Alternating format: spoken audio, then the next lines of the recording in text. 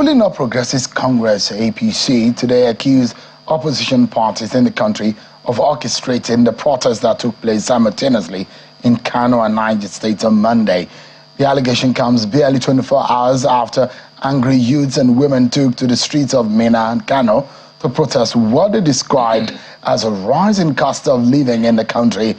But former Vice President Atiku Abubakar said that President Bola Tinubu's economic policies are dashing hopes, creating pain and causing despair among Nigerians. Of course, we've been hearing explanations on the floor of the National Assembly today. The president team have been defending the actions of government in respect of what we see today, and they are explaining that things have been very difficult just before the President Tinubu administration took over the arms of affairs, and that going forward, there are promises now being made of how things will ease. In fact, the CBN governor was promising that the inflation rate will drop. We'll be getting more reactions, and we'll be showing you some of these as we go on the program. But let's get to talk about the relationship and the debate between the APC, the ruling party, and the opposition. I'm being joined tonight by the spokesperson of the All Progressives Congress, APC, the National Publicity Secretary, Mr. Felix Moka. Thanks so much indeed for coming tonight. Thank you. Thank you so much. It does look like your party is really very unhappy with the manner in which and the approach, the criticisms coming from someone like the former Vice President Atiku Abubakar and some opposition figures about the state of the economy, which in turns make a lot of people feel maybe things are not hard for selected few in the country. Maybe the hardship is just picking those who to inflict pain on. Is that the case? Or, I mean, what exactly is the explanation of the APC? Thank you very much. Now, first, before I say anything, I mean, I want to recognize, because I think sometimes when you speak from, the platform that I represent, people tend to think, you're trying to hedge, you're trying to be defensive in politics. But it's not about that. There's nobody in our party, beginning with the president, the national chairman, to the least member of the party, who is not aware, keenly aware of the enormous difficulties that our people are going through at the moment. Things have been rough, things are difficult. Many of our people, especially those, in that lower, bracket, are struggling severely to cope with, the current, rise and hike in a whole lot of aspects, in the economy. That is the fundamental business that this government is looking to address. What are these policies, Sheung? Why did the government even feel the need to intervene as it did? Because the fundamentals were aching and aching badly. The distortions in the economy were severe and threatened the very foundation of our economic life. So this government intervened. And when that happened, the president made it very clear that this would produce some difficulties for our people. And clearly, those difficulties are here with us. People are living that reality. And we understand that. We know that this is not easy for our people. But the government itself is not resting. The government is doing everything that it can do to arrest this situation and reposition the economy to do better for the good of everyone. Now, talk about the opposition. Part of the concern we have is that, opposition politics is not necessarily just about condemning. These, individuals, Atiku Abubakar, Peter Obi, for example, campaigned for this office of the president. Some of the key, economic, policies that this administration is implementing currently were also, touted by them to be at the core of their own economic, agenda. So what has happened? So it's not enough to just condemn. These leaders should be able to, assuming they have that silver bullet, that they say this government is not deploying, point it out and take credit for it. We take it one after the other, Yes. and we look at the issues without having to put politics into it. Correct. So first and foremost, I would like you to tell Nigeria, because you speak for your party, and your party pitched President Tinubu to Nigerians in the renewed hope agenda. And a lot of people will be asking questions. Is this what you preach to us? Is it the kind of thing that you were preaching to us? For example, let me show you a snapshot, for example, of the prices. Yesterday, my guest and I were discussing this, of the snapshot of the price of commodities. And it will tell you the state of things about 8 months ago, before President Tinubu took over. And now you look at the basic commodities that Nigerians consume. If you look at it right there on your screen, it gives you a very, some prices have gone as much as 80-something%. Rice, you can see about 80% increase in the change of it. Flour, cost of beans, onions is the only, palm oil is the only one that is different there. All of the major commodities, even to cement, have gone almost twice the price since your government took over. And so that's a question that a lot of people will be asking. Is this the renewed hope agenda that you promised Nigerians? Very much so. See, no. My point is this. What you're saying will be so much worse, but for the interventions that this administration, has brought to bear on the economy.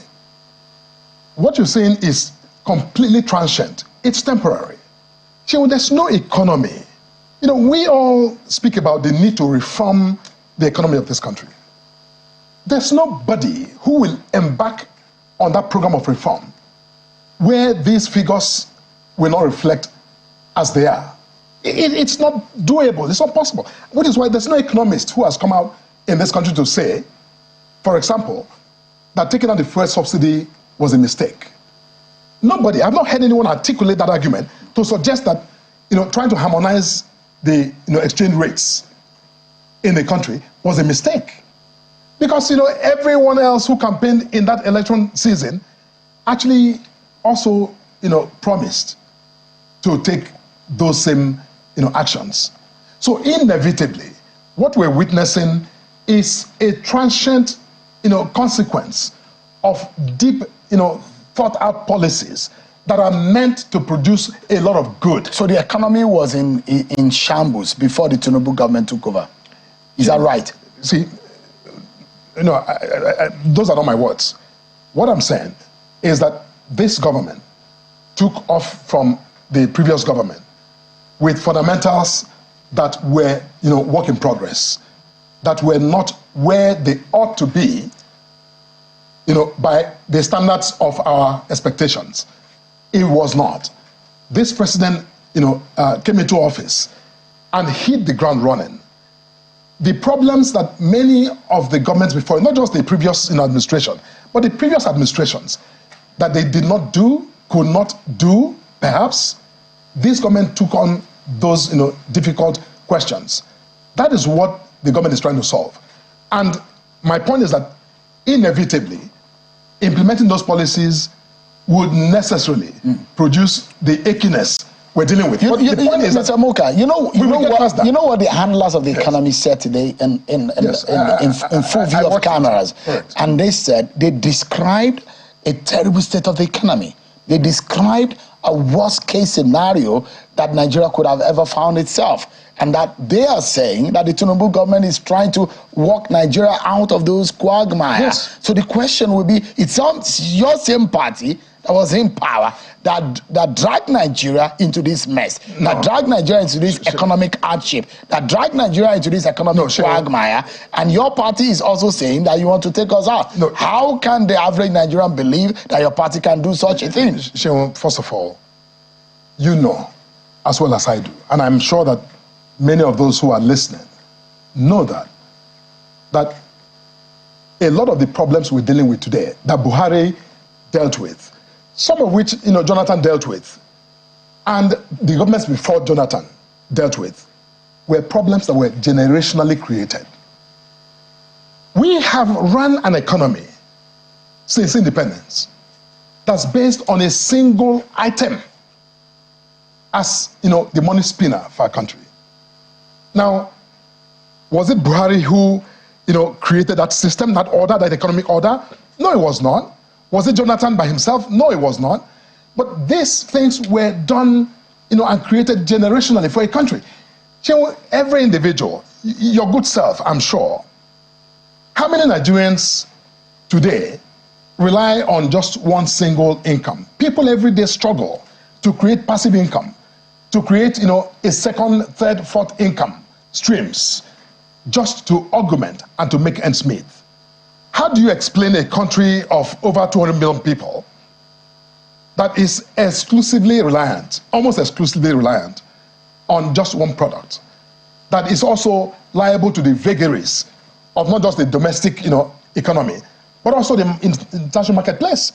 Today, the CBN governor reeled out a lot of, data, suggesting that under Jonathan, at some point, we were doing, pretty decently, with over 2 million barrels of oil a day. Under Buhari administration, for the combination of all the factors that were at play, we lost the capacity to produce. Now, this government came in, beginning to tackle those, systems, and we're seeing our oil output rise again. So, this is not, there's no magic wand, and this government did not promise Mr. Moka, let's not deconstruct the reality. There might be a narrative, but let us put the facts right for the benefit and the sake of our viewers. A lot of them who are very much aware when the Jonathan government left in office. And there's no one that is saying that Jonathan government was the perfect state, but we need to look at the state in which the Buhari government made things. That's when your party took over and what we have right now. Before the Buhari took over, pre-2015, inflation rate was 9%. It was at a single digit. Right now, it is over 20%. Unemployment rate before Buhari took over was 8.19%. You know what unemployment rate is? It's almost 34%. It's about 33.3% or more right now. The debt profile of the country, we cannot even, that is in a sorry state. Look at the exchange rate. Pre-Buhari, it was $1 to 197. Do you know what it sells at the parallel market today, Mr. Moka? It's almost 1,140. That is how, 400. 1,400, that's what the exchange rate is saying at the parallel market. I can go on and reel out the indices before your party took over. And so the question I'm asking is, yes, things are hard globally.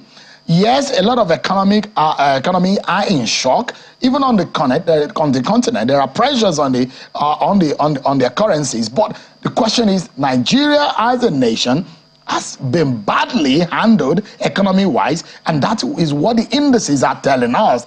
In the last few months, and I'm showing you the indices of the prices of commodity, which has aggravated the anger of Nigerians, that things had gone really bad since Tinubu government took over. Sure. That's the picture. Sure. Under Buhari, why do we forget so quickly?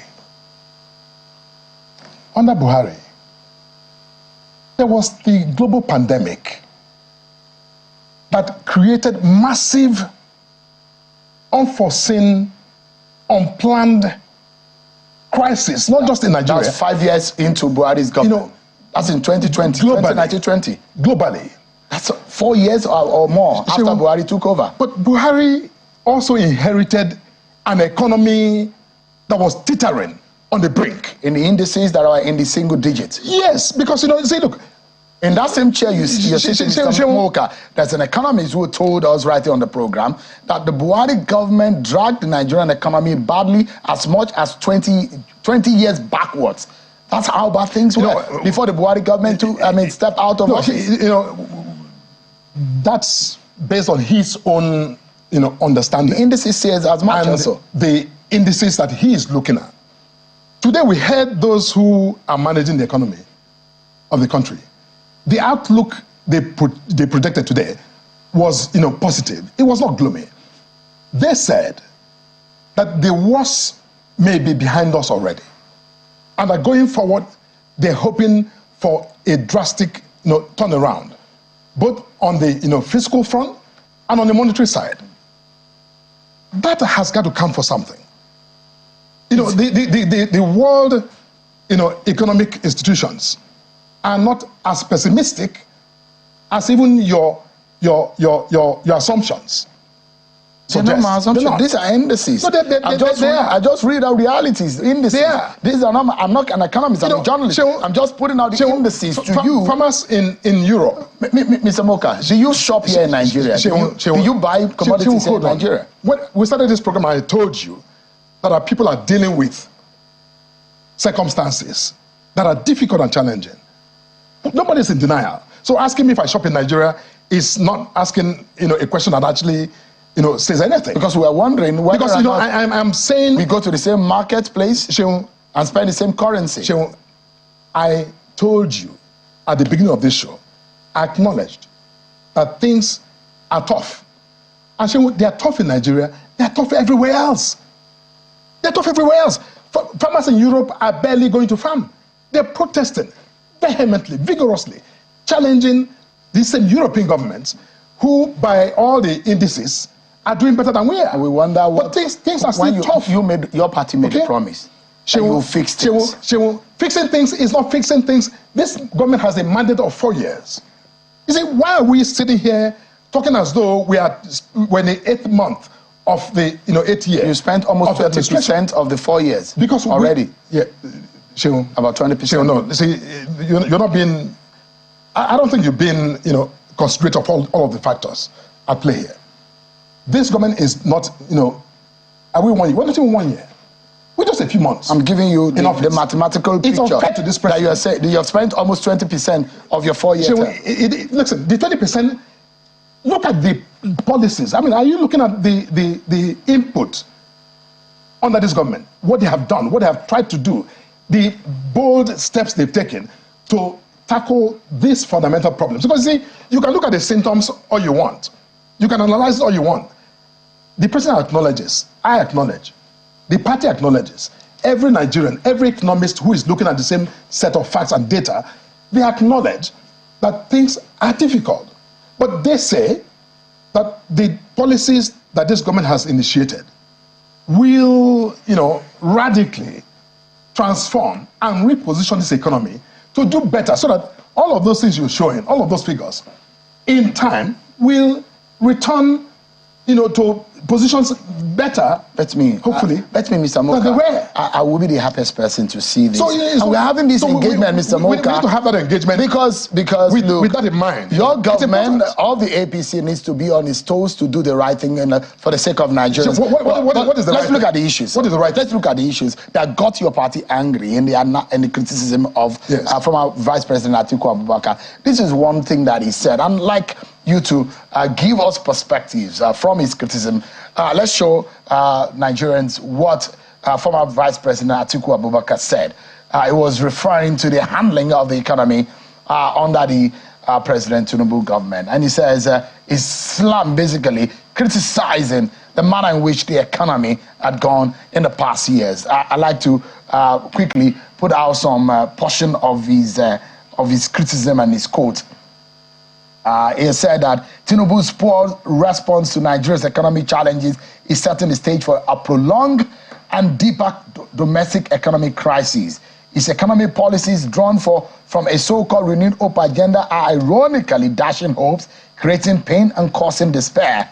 The private sector is shrinking by the day as small businesses are emasculated and as multinational companies confused and weary of the economy leave Nigeria in droves. Intense cost of living pressures has created more misery for the poor in towns and villages. Those are the words. Just words. Words. Now, in all of that commentary, what did Atiku say and offer that made sense other than to condemn everything else? You see, look, are those facts? No, they're not facts. Those are just opinions. Those are his opinions. Okay. Atiku has merely expressed his opinion based on, a perception that is fixed. according to his own, view, that is, completely jaundiced by his political, self-interest.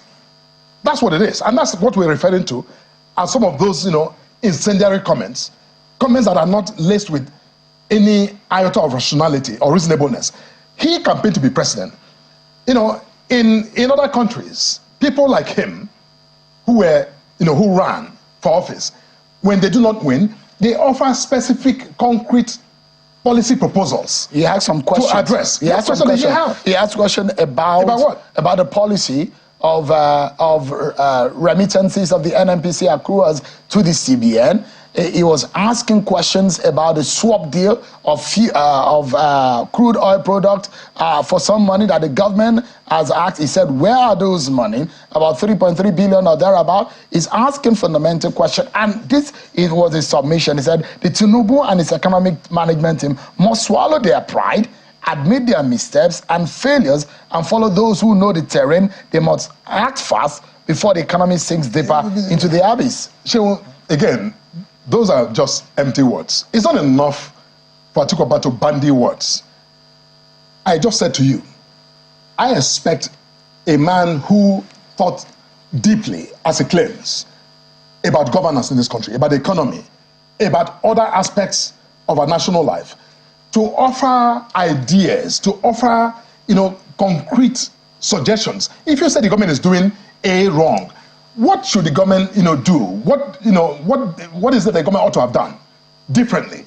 You're not saying that. It's not enough to just, dismiss everything the government has done and say it's driving us in the wrong direction. That's what he's saying. Apart from being an opposition, that's what he's saying. Is your party angry that people are voicing their opinion about this? Nobody's angry about anything. But what are you asking for in specific?